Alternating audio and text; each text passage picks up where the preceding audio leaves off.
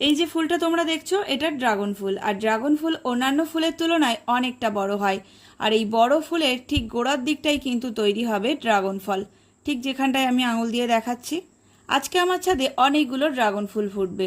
তো চলো ফুলগুলো কিভাবে পরাগায়ন করি দেখে নাও।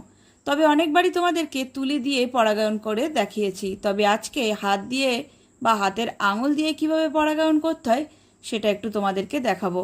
এটা দেখে কিন্তু তোমরা অনেকেই বলতে পারো যে এভাবে আঙুল দিয়ে পরাগায়ন না করাই ভালো, তবে আমি বলবো হাতটা ভালো করে সাবান দিয়ে ধুয়ে এসে পরিষ্কার করে যদি তোমরা পরাগায়নটা করো তাহলে কোনো সমস্যা নেই, তুলির কোনো প্রয়োজন হবে না। এইভাবে হাতের আঙুলের সাহায্যে পরাগরেণু তুলে নিয়ে গর্ভকেশরের মাথায় দিলেই কিন্তু পরাগায়ন কমপ্লিট হয়ে যাবে। যে কোনো ফুলেরই কিন্তু পরাগায়নটা সাধারণত করে থাকে মৌমাছি, প্রজাপতি, পিঁপড়ে, এরকম বিভিন্ন কীটপতঙ্গ। তবে সন্ধেবেলায় যেহেতু ড্রাগন ফুলটা ফোটে আর পরদিন